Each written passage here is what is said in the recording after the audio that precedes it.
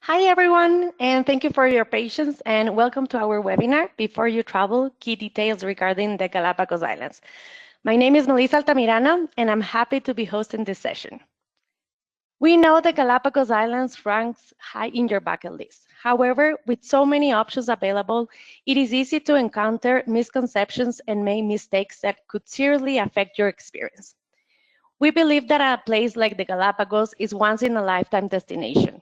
Thus, this webinar is designed to help you navigate through the different options available and make an informed decision tailored to your interests, abilities, and limitations. At the end, we will have a Q&A session, so please feel free to ask any questions you may have by using the webinar chat located at the right corner of your screen. We'll make sure to address all of them. Without further ado, I'm happy to introduce our product manager, Klaus Pielsch. Klaus has been working in and around the Galapagos Islands since 1992. He was a naturalist guide and our company's first expedition leader. He is also a governing member of the Charles Darwin Foundation. Thank you all for joining us today. Klaus, I hand it over to you. Thank you, Melissa, and to everyone, a very warm welcome from Quito this time. It's the gateway to the Galapagos Islands, and as Melissa said, Galapagos is an extraordinary place. And there's a lot of options. There's a lot of things you could do. There's a lot of things you could do wrong if you're planning to go to the Galapagos. We've been there right from the beginning. So I'll briefly explain how we got into the Galapagos and why we were able to direct you with some hints, because we tried a number of things in the past. So it's a company that started in Ecuador. Now we're also in Colombia and Peru, and in the Galapagos Islands, we were the pioneers. Tourism started with us in the Galapagos. And the Galapagos is an extraordinary place. It's a place like no place on earth. What happened in Galapagos, the ingredients that make Galapagos that special destination, did not replicate in any other place on earth. So there's no parallel to Galapagos. There's just one and only place in Galapagos. So a few things that you're probably wondering about going there, and hopefully this will cast sufficient light in order to have an informed decision. I'm going to switch off the camera to avoid distractions, and I'm going to continue now with the presentation. So first of all, how do you get there? Galapagos is right in front of Ecuador, and like Ecuador, is crossed by the equator. That makes it very special. Now, when you think of Ecuador, South America, oftentimes people believe this is way out there in the southern hemisphere. So if you're in Europe or if you're in the US, it seems like, well, that's the northern hemisphere, and down there somewhere a long voyage away is the southern hemisphere, and that's where South America is. Well, we're in the same hemisphere. Wherever you are listening us from, we are in the same hemisphere because we're right on the equator, so it's north and south. It's not such a lengthy trip. So I picked just an example. I picked a central city in the US. And although from Chicago you don't have direct flights to Quito, you can see that a number of airports right out of the US or in Central America, Mexico, El Salvador, Panama, Colombia. If you're coming from Europe, if you're coming from Asia, or if you're coming from North America, it's an easy and short flight to get there. You have to get to Quito. And if you have miles and you have a favorite airline, chances are it's depicted here. And from this image, I just put the US flights, but you also have European airlines that come either directly to Ecuador or with a very short stop. And as you can see, Galapagos is right in front of Ecuador. Now, here is a part that could be a headache for you. Once you decide to go to Galapagos, once you decide whether it's on a ship or it's in a hotel, then the next thing you know is the connectivity. Now, there's a few words of advice. Don't go for budget. Don't ever go budget when you're going to the Galapagos. Don't try to make your flight cheaper and then you get on a different airline or a different moment with a different flight. In our case, our ship's departure have on one of our partner airlines, they created a flight to match the departure of the ship. So if you're coming on our ship, we can guarantee the space on the flight. Let us handle that. And it can be a bit complicated.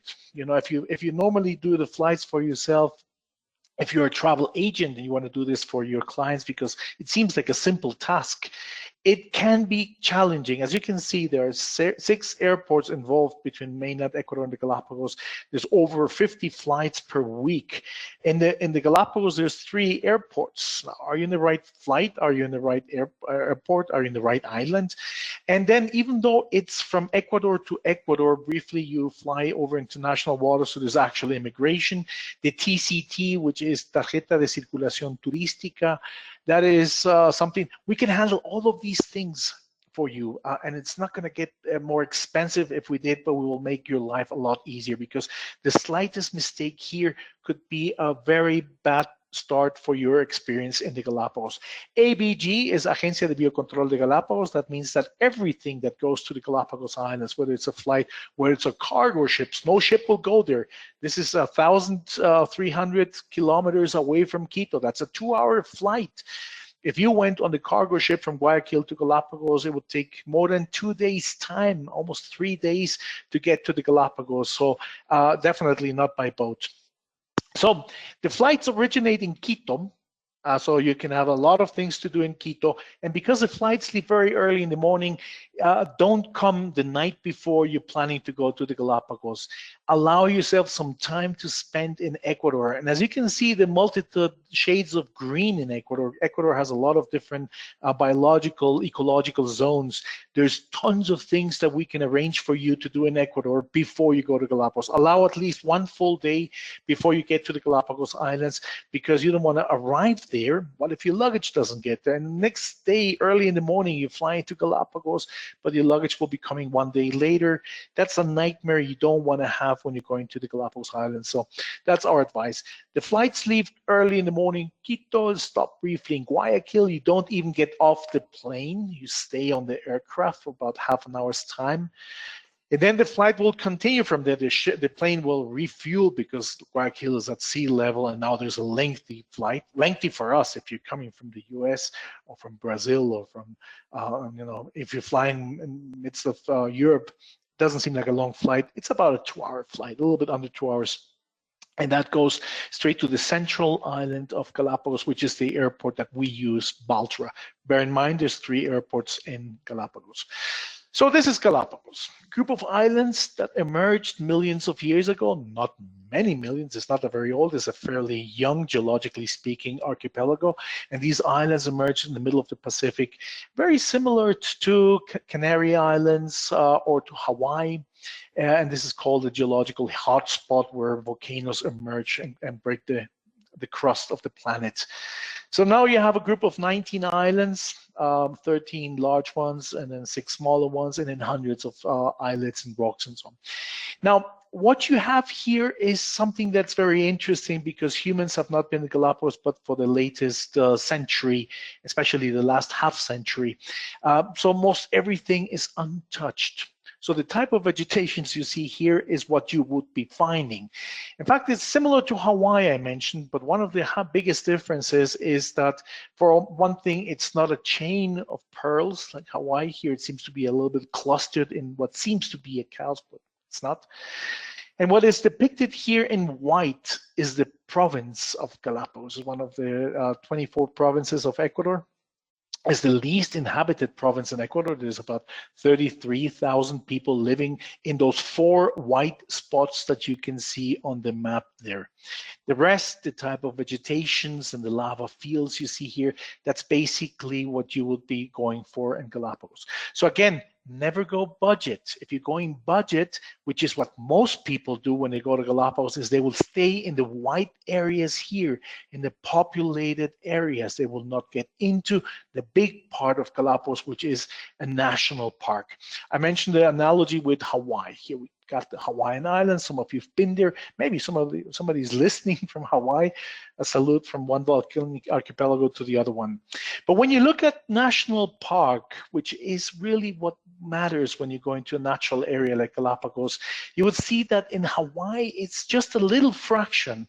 It's exactly the opposite of Galapagos. In Galapagos, the little fraction is where people live. In Hawaii, a little fraction is what you would call a national park or protected area. Now, the question some people ask me is, should I really go to Galapagos? my will to go there, perhaps make things worse. There's talk about over tourism, there's talk about tourism affecting some areas and so on. Now you should know that the concept of sustainable tourism, which was coined in the 80s, was basically born in a place like Galapagos. Galapagos became a national park in 1959, and the idea was that tourism with interest in nature would come here, and that would finance investigation and thus conservation of the Galapagos Islands. Then a couple of years later, well, in the same year, the National Park and the Charles Darwin Foundation started, and then a couple of years later, the research station was built in Santa Cruz on the Galapagos Islands. So conservation, investigation, and tourism were basically born together as a concept that one will support the other. It's like a yin and yang situation. And right from the beginning, some of the most endangered species in Galapagos, for instance, the name givers, the giant tortoises, that were at the brink of extinction, were brought back to safe numbers. And currently this is going on. I give you a couple of examples here. There you can see the director of the station and the director of the national park, because one gives you the scientific aspect of doing things in the proper way, and the other one is the administration. This is how the park wardens run the national park, and they work together. Here are a couple of the most endangered birds on Earth. One being the mangrove finch, and the other one being the little vermilion flycatcher, where we basically have a population by individuals. We cater. We went from 7 born 2 years ago to 14 born last year, or hatched last year. So it's to the most critical species we're working together, and this is all financed by tourism. So tourism, 1969, this was the very first ship that started operation in the Galapagos Islands. That was us. That was Lina A, a little vessel we leased for 2 years, and there you can see Luis, one of our first guides, giving a lecture. And then from there we moved on. We went more to have a few more ships. We had small sailboats, we had single guided vessels, we had double hulled vessels, we had engines run by sails, or by engines, all sorts of different things, until we finally settled to this. This is what we think is the right size. This is the perfect size. In fact, we stepped out of the single guided vessels. We believe that we need to have a vessel that at least has 3 guides on board. And from that type of lecturing, holding a board, we went to, of course, everything that is modern. Interpretation on board, we use every modern material that we can possibly think of. Electronic microscopes that are going up to the screens, and of course, the PowerPoint presentation from our naturalist guides are up to the standards you expect on the Smithsonian, but being fun and entertaining at the same time. So this is our experience in the Galapagos Islands. Those of you who fear the number of visitors, I picked an example here. They talk about sometimes Galapagos with over-tourism, and they talk about Venice with over-tourism. Now, here you can see the numbers. 2023, 5.5 million visitors went to Venice, Italy. And if you look at the size of Venice, that's the city, but there's only one little part of the city where most people go, which is very little. And you should think that most people go in the warmer months to Venice. During the winter months, very few people go there. Compare this to the Galapagos Islands. Now look at the number of visitors from 5.7 million to a little bit under 330,000 visitors for the Galapagos Islands. But when you compare the area, there's no comparison, really. Galapagos is the size of the state of Mississippi. Is enormous, the area that is involved here. And there, you should also keep in mind that because we right on the equator, you can see the comparison of summer and winter, right? Hot season, cold season. It's exactly the same. The longest day, the shortest day at 12 hours, so it doesn't make any difference whether you come on one or the other. So it's not mass tourism. Furthermore, from the 330,000 people that went last year, only 94,000 went into the national park. And the national park is 97% the size of Galapagos. So the land portion, 97% of it is national park. Only 3% is where the remaining visitors went in the Galapagos last year. So 94,000 went into the national park. I picked a stadium out of the US. This could be in UK standards, the Manchester United Stadium. For the US, it would be the Cotton Bowl Stadium in Texas. And for the US, there's 15 stadiums that are even bigger than that. So it's not even a massively large stadium. You can have in one afternoon's game as many people as you would have in a whole year in the Galapagos in a place which is the size of the state of Mississippi. So here's why do they talk about an increase of number of tourists now? We should keep in mind 2008. I picked this year because you'll see why the numbers of how many people went total to the Galapagos Islands, but how many went by boat and how many went in hotels. The blue line shows the hotels. An important thing happened in the 2000s, and that's Ecuador switched to the US dollar. Ever since then, so for the last almost 25 years, we've had the US dollar. Before that, it was expensive for Ecuadorians to go to Galapagos, but not for foreigners when they came with euros or with US dollars because of the weak currency we had. When we switched to the US dollar, all of a sudden it became expensive for everyone. Galapagos is not a cheap destination. You have about $1,000 per person per night when you're going on a ship. This is the average ballpark price for going to the Galapagos. Never go budget. I'll say this for the third time. You'll see it doesn't make sense to go to Galapagos and budget. All that voyage to go to this amazing place and miss out, that would be terrible. But notice that until the year 2008, more people went on boats than on hotel. But all of a sudden, the tendency went that more people would go on a hotel because it's cheaper. And that's the number that has been rising. But not the number of people that went into the on a national park, in other words, on boats. So there's a little rise, 94,000. Again, that's how many seats you have on the Manchester United Stadium, right? Or the Texas Stadium I pointed out earlier. Next thing you should know is that unlike a trip in the Caribbean, when you're going to the Galapagos by boat, you will not have ports of call other than these 5 that are depicted on this map. There's 183 visiting sites in this area that is green. That's the national park area. And from these 183 visitor sites, each ship can pick 1 and 2 in the morning, 1 and 2 in the afternoon, different sites. One is for a walk and the other one is for snorkeling. And in the afternoon, 1 for snorkeling and 1 for the walk. That's more or less how all of the ships in Galapagos organize the day. And that's in that area there. So to see the national park, you have to go by boat. And you'll barely see a port of call where you have a port authority, where you go on shore. There's no mooring on the islands. The ships have to go by dinghies on shore. The passengers have to go from ship to shore on Zodiacs. Dinghies, you can't just walk a plank or a ramp to get on the island. And then you have the buses, the guides, the souvenir shops, and all of that. That's only in 5 spots. 4 technically, because the central one is Baltra, which is a military port. As I mentioned, here's an example, one being Galapagos at the bottom. That's the busiest port of call, the one at the bottom. That's Puerto Ayora. I picked any port in the Caribbean up in the upper picture. You can see the ships more. We're not allowed to do that because you could have transfer of species. Ants could move up the ropes from a ship and then get down the ropes on the next island, and then you're transferring species from one island to the other. So your ships have to anchor and you go on shore, whether it's a port of call or whether it's a national park site. You do this by zodiacs. As you can see in the lower picture, very few boats are there. There's no marinas for yachts to anchor because of this transfer of species, which is critical. That's the busiest port of call. For the rest of the time, when you're going on shore, you'll be seeing wildlife. Now, this is what most people do in Galapagos. Sadly, most people want to save money. That's probably nothing wrong with that, but if you want to have a true Galapagos experience, don't go budget. That's the last time I'll mention this, but don't go budget.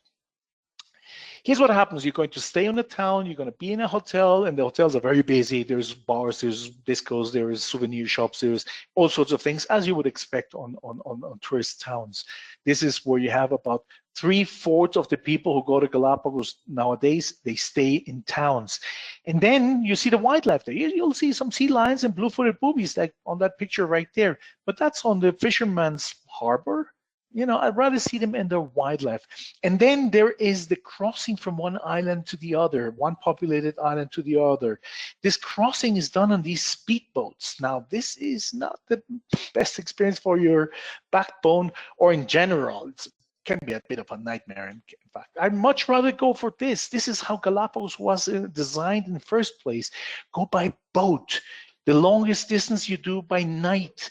In the morning you come in, you have a completely different island site, and you'll be there practically on your own. Hardly ever do we see other ships than ours. So it's our groups there. And when you go on shore, you go in on small groups. National Park says 16 passengers per guide. In most of the cases, we do it about 10 to 12 guests per guide. We don't mix languages. It's just one language. So it's only English, or it's only German, or it's only French, or only Spanish. We will not have a group where the guide has to say everything in one language and repeat everything in the other language. And then you'll be right there with the wildlife, with the animals. And this is where Galapagos is truly amazing, because in Galapagos, because no top apex predators, land predators, ever made it to this archipelago, the wildlife on land does not see you as a potential threat. So they completely ignore you. And that is one of the most amazing experiences. Now, there's 69 ships. None of them is large. There's no large vessels. The largest vessel takes barely 100 passengers. That's nothing. That's very small ships. None of the large ships that cruise the world are allowed to come even in the vicinity of the Galapagos. Now, we tried everything. We tried from 10 guests to 90 passengers, and we noticed that the smaller vessels, that's where we had issues. So for now 20 some years, we have simply stopped operating small vessels. So we moved to something that has at least 3 guides on board. And there's a number of implications with this. So this is what we used to do when I was a guide on the ship, when we had a single guided vessel. We depart at 8 o'clock in the morning, and we're going on shore. And then we do the walks, but there is somebody who finds that terrain a little bit too difficult, so they can't just sit there and wait for the rest to do the trail and come back. You cannot be alone when you're in the national park, so you will have to stay on the ship, right? And then when we're walking, maybe I had some German speaking or some Spanish speaking, some English speaking. I had to say everything in different languages, and somebody would walk slightly faster at a lighter pace, some would walk slower. So you have to sort of find that intermediate place, which doesn't really make everyone happy when the group is so different. But then at the end of the walk, we come back on board, we use the restrooms, and then we can get out with those that couldn't do the walk with everyone, and we're doing a boat ride so that everybody can explore the coastal area. And then we come back on board, we change clothes, we use the restroom, we change clothes, and now we're going out for the aquatic activities. That's the second part of the morning's plan I mentioned to you. But then there's only one guide. So if somebody's a non-snorkeler, they will have to stay on the ship for a second time, possibly, until everybody else is done with snorkeling. And then I could go for an option for snorkeling, for instance, kayaking. Small boats don't have much space to stow kayaks, so there might be 2 or 3 kayaks there, but the guide has to be with the kayakers. You can't do it on your own while everybody's snorkeling, so you have to wait. So that's going to be midday or slightly past midday, and that's when the sun comes down vertically. Remember, Galapagos on the equator, and it was not a nice experience. So why 3 at least guides, one being the expedition leader and then 2 guides, at least 3 guides, is that in the morning we can go out on shore. First of all, we break down by languages, but we could also break down by those who walk at a lighter pace and those who would like to do it a little bit more comfortably, right? And then we could also have one group spending more time just exploring the coast because they would not be able to do the walk, because some of the terrain, volcanic terrain, could be a bit challenging. We'll come back on board, use the restroom, change clothes, and now we get out snorkeling. And here's a special feature we have on our ships. Very few ships have it. The glass bottom boat. You'll see a picture a little bit later. Glass bottom boat is for the non-snorkelers. Now everybody can be there. In fact, if you find snorkeling or glass bottom boat too low activity for you, you can go kayaking. We have plenty of kayaks on our boat, so everybody gets to do it also. And because you don't have this rush that you need to change activity because there's only one guide, we can continue this. And snorkeling Galapagos is truly amazing. It's as fantastic as being on shore. And then one of the guides that is done with the snorkelers that are done snorkeling will come back on board and prepare a lecture. So when everybody comes back, showers, we have a lecture about Darwin in the Galapagos, geology, volcanology, whatever it is, before we have lunch. So this is the way we organize things, which makes sense. We need to have at least 3 guides on board. The next thing we made very, very specifically different from all the other operations in Galapagos is the itineraries on our vessels. These were made by guides, not by the captain, not by somebody in the office, by guides. And this is, we took all of the Galapagos animals and we had everybody vote on these animals, which are the most amazing animals in terms of, it's just incredible the adaptations they went through in order to be able to make it in the Galapagos Islands. And from that list, we narrowed it to 15. Just like Africa has a big 5, Galapagos has a big 15. So when you look at the Galapagos big 15, try to find out how many you will see on your itinerary. So first of all, our itineraries were shorter than 1 week.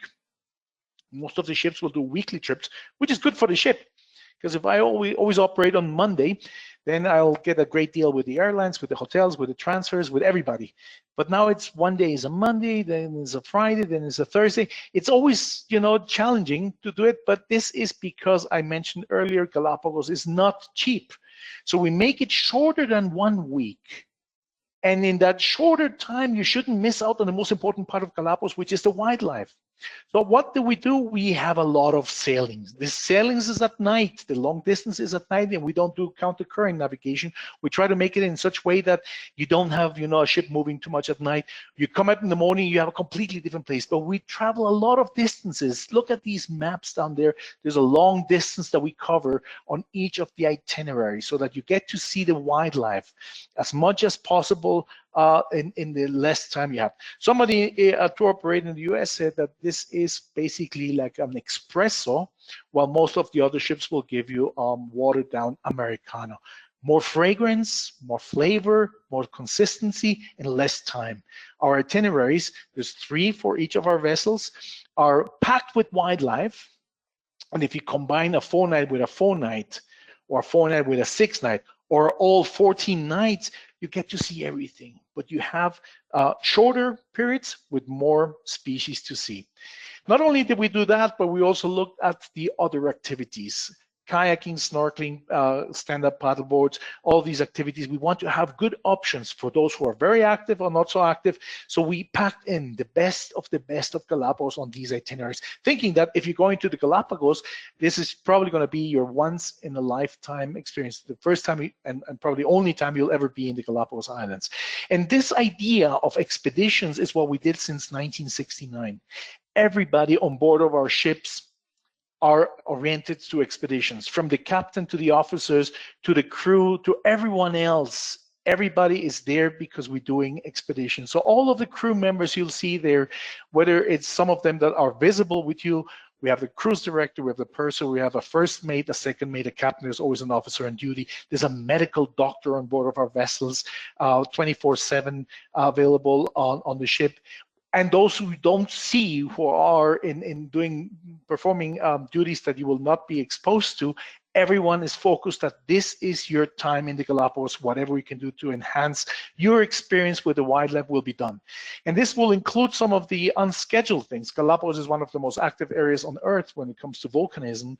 When we have a volcanic eruption, like this is the last one we had, this was Fernandina for a few weeks. It just went on and on and on.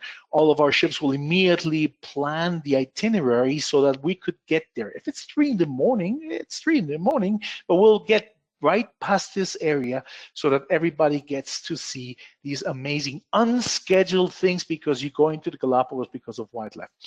Then, of course, the size. We did have issues when we had small vessels, that when you do the longer sails at night, that you might find, especially August, September, and October, these are the windier months in the Galapagos. Even though you're on the equator, you may get some wind part of the year, and then you will have white caps. That means that a small vessel will have less ability to negotiate the surface swells, right? Something larger will have a lot more stability, so that made a huge difference.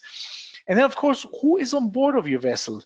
There are 69 ships in Galapagos between 10 and 100 passengers. They're still small vessels, but small vessels will not be able to include a medical doctor. It's not even mandatory by Ecuadorian laws to have a medical doctor aboard. It became optional since 2012. and we have a medical officer on board. There could be an emergency. Give you an example right there. And if this emergency requires aerial evacuation, our medical doctor and the air ambulance would always be in contact until we transfer the patient from our ship to the air ambulance, and then they fly back to a hospital in mainland Ecuador. So we have the right staff. We don't have a butler on our staff. We think it's not necessary. We don't have a masseuse in our staff, but we do have everyone who we believe after all of these years of experience that is really needed on board of these vessels, but without hindering that important part of your experience, which is including the hospitality. Amazing food. We have a team of chefs that works in the mainland, that works with each of our hotels and ships in order to find the right menu that makes everyone happy. And we have Europeans, we have North Americans, we have South Americans, we have Asian clients, and we get 95% of satisfaction. That's only possible because all of the variables are taken care of so that we can please as many people as possible. To have everyone happy, of course, is impossible. So let me take you a little tour on our vessels. Isabela II in the upper left, then we have La Pinta, very similar ships. In terms of size, one has 21 cabins, the other one has 24 cabins. And in the bottom, the two pictures you see there, that's a hotel on the central island of Santa Cruz called the Finch Bay Hotel, Finch Bay Galapagos Hotel, and is one of the few hotels that has a day tour boat. There's only 12 small boats that have a license to take you into the national park. Out of that 3% of Galapagos that's not protected, there's towns and farms, but you can still get into the national park. That's 12 small yachts with a combined capacity of 200 passengers. And it's not the biggest rooms you can find on cruise ships. We don't have balconies since 2015. We decided to move out of the balconies because it's overrated, underused, and they cost a lot of money because you need to really have massive machines to pump air into the room so that when you open the balcony, the air goes out and not in, because if that's not the case, bear in mind next time you book a trip that the air comes in, it's moist air, it goes into the air conditioning unit, it condensates, it drops down, makes the carpet wet, and then your room will smell funny, right?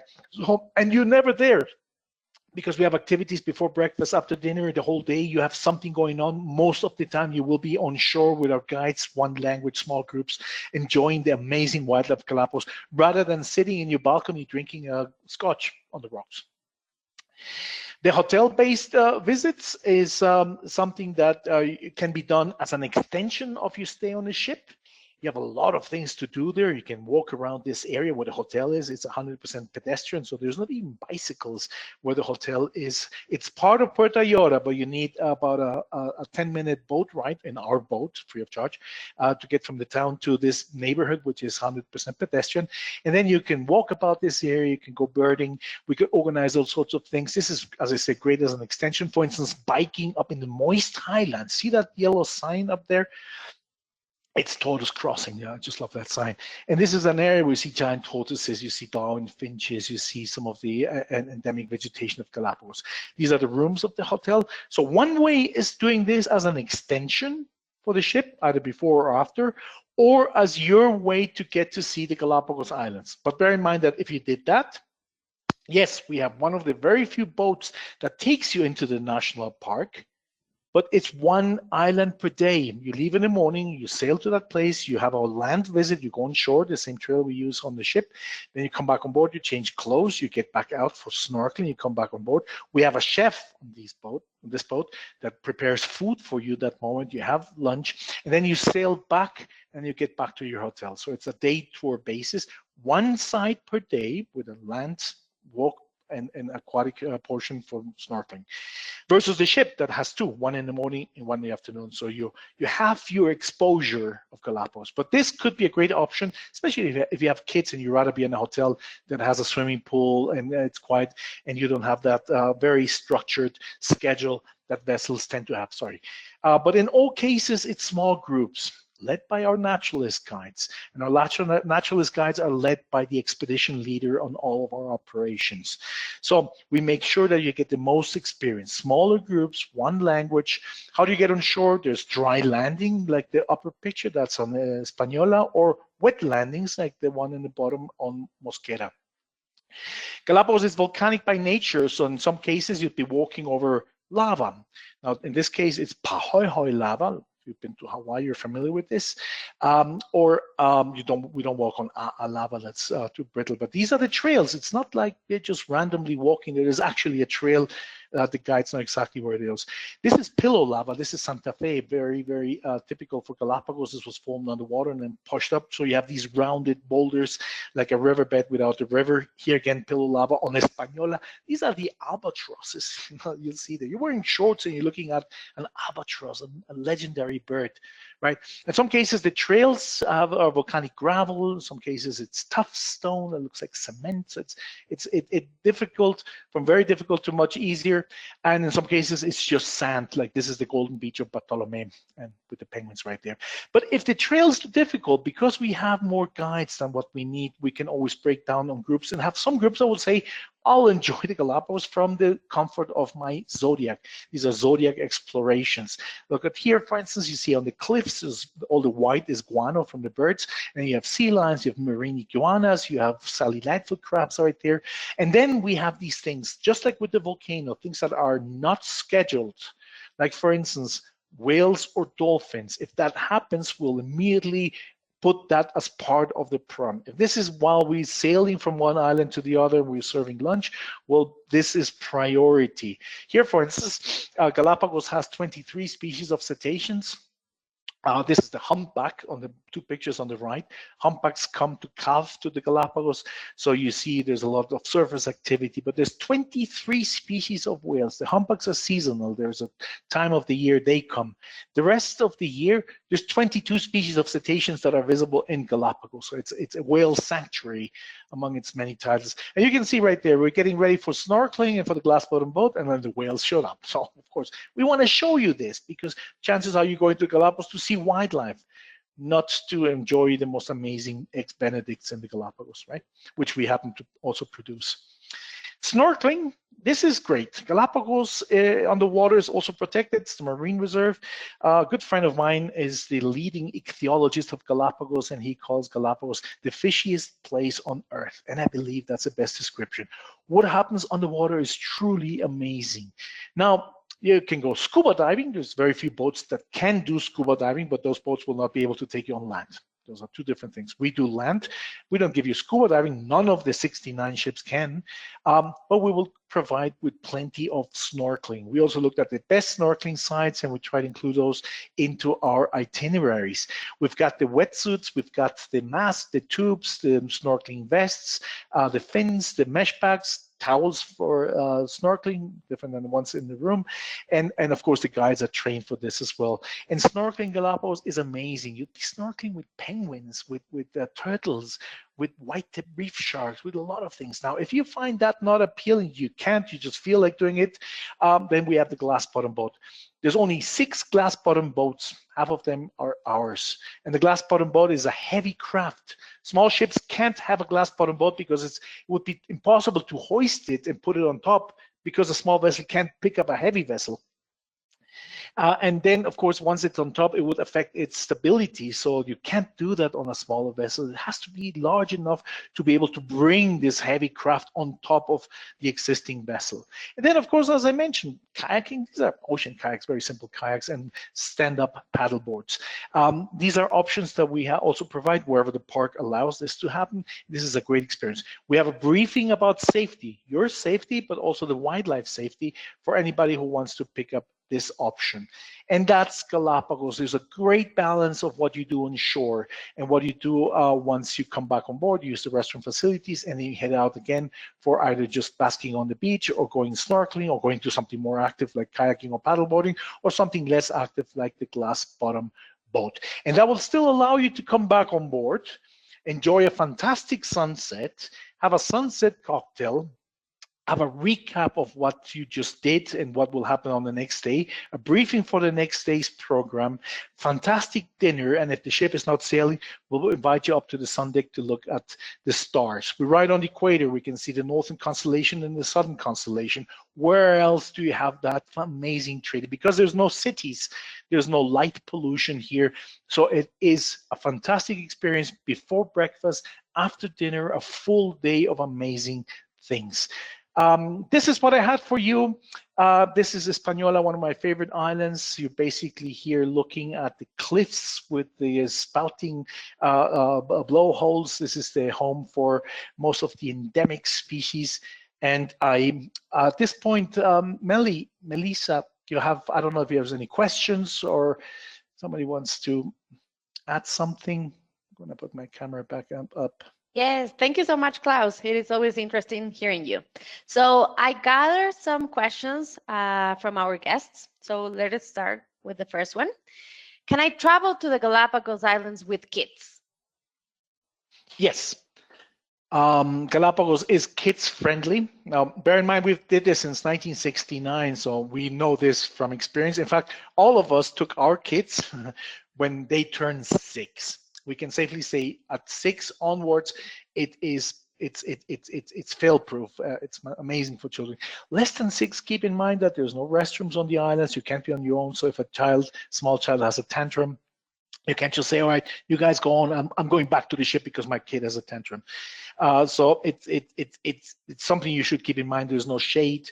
And a lot of things kids like to do, you can't do in Galapagos. You can't scream, run around, climb trees, grab wildlife, or put things in your pocket. So it's an expensive destination, and kids will probably not remember it if they're less than 6 years. But with 6 onwards, it's perfect. And all of our products, all of them, are kids friendly year round. We have special meals for kids at different times. We have activities for them. There's no kids club. There's no such thing because the vessel is too small. But still, we would find activities for kids.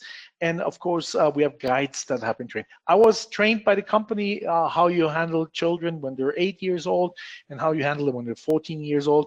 And that made a world of a difference because I became a father later on. And I learned a lot for my own kids. Fantastic. Thank you so much. We have another question. What is the season from humpback whales? It's from Sheffer. So humpbacks come normally when it gets colder in Galapagos, when the Humboldt current pushes the females from the southern seas to towards Colombia. That's where they calve, and some of them come into Galapagos. That would be April, May, the earliest, but June, July, August, September would be the months that you would see humpbacks here. The rest of the whales are year-round, and that's 22 species of whales and dolphins. Great question. How long does the activities typically last on board the cruises? So there is no strict, because day by day is different, and of course we also go by the dynamics of the groups. That's why the expedition leader reads the group. We might need more kayaking with this group because there's a lot of younger guests with more active interests. We might even have a breakfast after the morning's walk, so that we have a little bit better time, a better use of the time of the day. So that's a expedition leader's call, and as you mentioned, I was the company's first expedition leader. So there's a little bit of fluctuation, but to give you an idea, we have early breakfast to get the most out of your time in the Galapagos, and then 7:30 or 8 we go on shore. We do the walk. The walk is about a mile in length, and it takes us about 2.5 hours time to do that walk, so it's not terribly long. So if you find the volcanic terrain, like the picture you see right there, and you have a mile or 1.5 kilometers if you're from Europe, and you have 2 hours or more than 2 hours to do that, you say, oh, that's easy for me. Go ahead, come. If you find that difficult, remember that we can also have options. But the idea is that's the first half of the morning. We come back on board, because there's no restroom on the islands. Many ships immediately put you into the water so you can go snorkeling. You have to keep in mind you need to use restroom at one point, right? So we come back on board, we use the restrooms, you change clothes, and then you head out snorkeling or any of the other options, whether it's glass bottom boat or kayaking or stand-up paddle, whatever the park allows for that site. And then you come back on board at the end of the morning, and then either we have a lecture or the ship immediately starts sailing because we're going for the afternoon's place. In the afternoon, we reverse things. We start with the aquatic activities. So we have the better light and the better temperature. Then we come back on board and we change clothes, we use the restrooms, and for the last part of the afternoon, remember we're on the equator, so we know exactly when the sun sets. It's basically 6 to 6 because we're on the equator. And then we go in for the walk when the light is much better, and it's that golden hue from the afternoons in Galapagos. We come back on board before sunset. We have the sunset cocktail on the ship. We have the briefings. We have the recap, and then we have dinner. And if the ship is not sailing right away, we either go stargazing, but if the sky is covered, then there's another amazing thing if the ship is not moving right away, and that is just to be amazed by what's surrounding you. And that's tons and tons of small fish, and then they attract larger fish, and then they attract sharks, and you see Galapagos sharks and sea lions, and then they're all circling the ship. There's a lot of activity the whole day, so you're going to be tired at the end of this trip. In fact, Melly, remember that there's no chance to read a book. You don't read a chapter of your book. Bring it, but you won't read a chapter of your book because there's always something going on. So even though Galapagos, as I mentioned, is expensive, you certainly feel like you've used the best part of the day in a very smart way. Yeah, thank you so much, Klaus.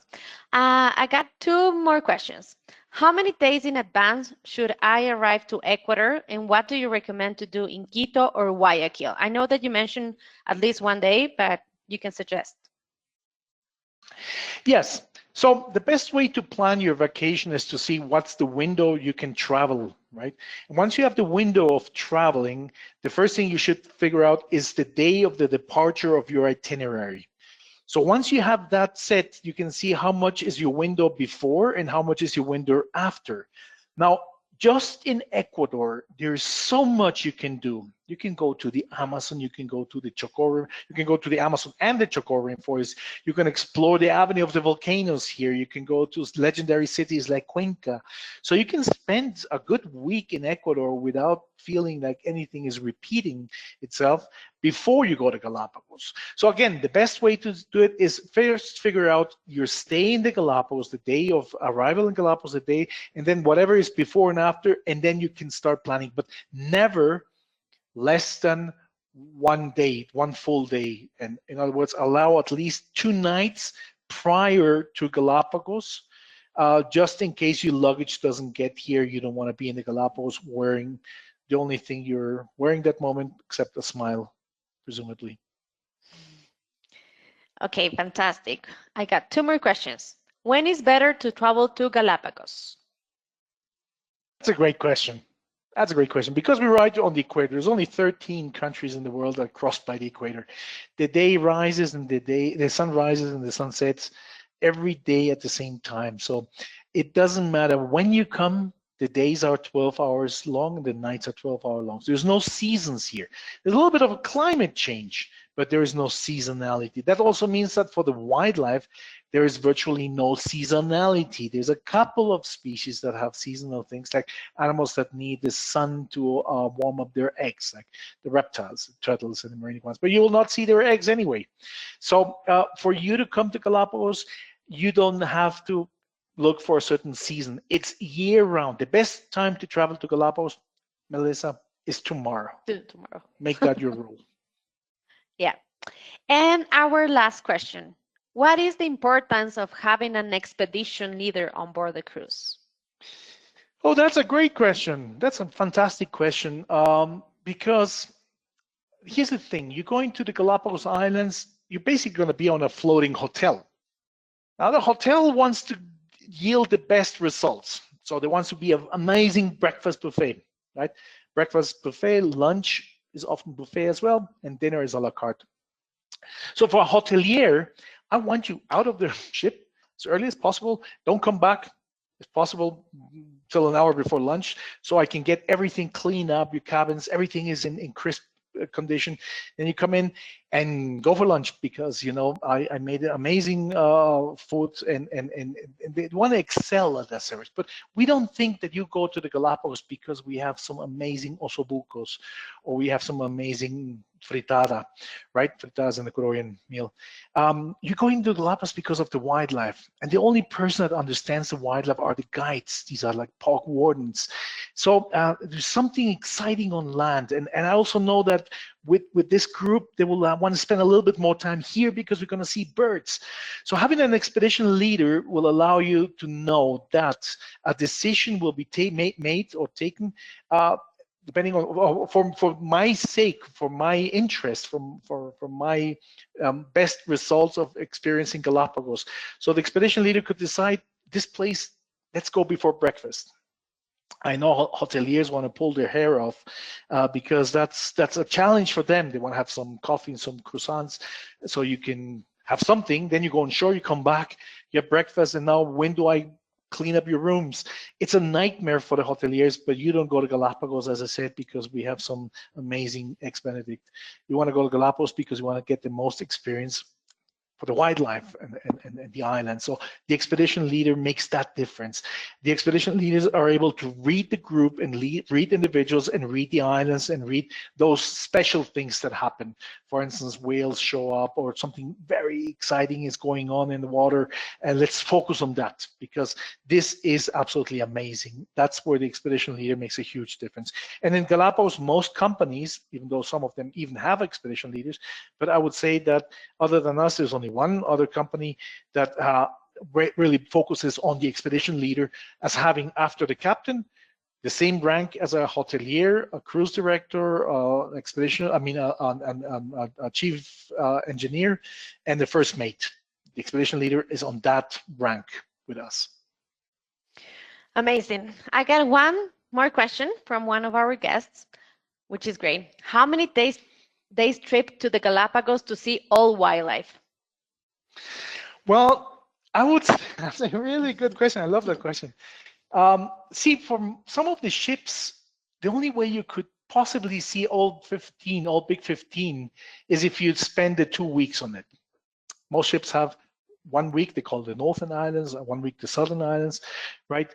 When you looked at our map that I showed you earlier, you can see that we have what somebody said is a spaghetti of lines of different colors. One crosses the other and so on and so forth, because we want to make sure that in less than a week, you get to see the most relevant big 15 that you can pack in that time.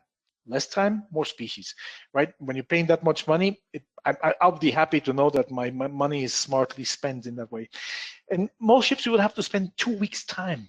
What is nice with our vessels is that you can connect 2 or 4, and then you can have practically all of the wildlife in less than 2 weeks' time. You don't have to do the whole thing to see all of it. In one of our itineraries, you can do a 6-night itinerary and spend 1 night on the Finch Bay, and you can have all 15 on the 7 nights, for instance. But that's a combination of ship with hotel. So if you're just doing the ship, when you talk to the experts that give you the ideas, see when is the time you can travel to Galapagos and possibly combine a 4-night with a 4-night or 6 in a 4-night, something like that, and then you could pack practically all of the Galapagos wildlife. Amazing. Thank you so much, Klaus. I think that was our last question. So thank you again for participating today. You will receive a recording of the session directly to your email, and feel free to contact us in case you have any other questions. Additionally, when you are ready to book your trip to the Galapagos Islands, let us know you participated in this webinar to take advantage of special discounts. We look forward to helping you plan an unforgettable journey to the Galapagos Islands. Thank you so much. Thank you, Klaus. Bye-bye. See you in Galapagos. Bye-bye. See you in Galapagos. Bye.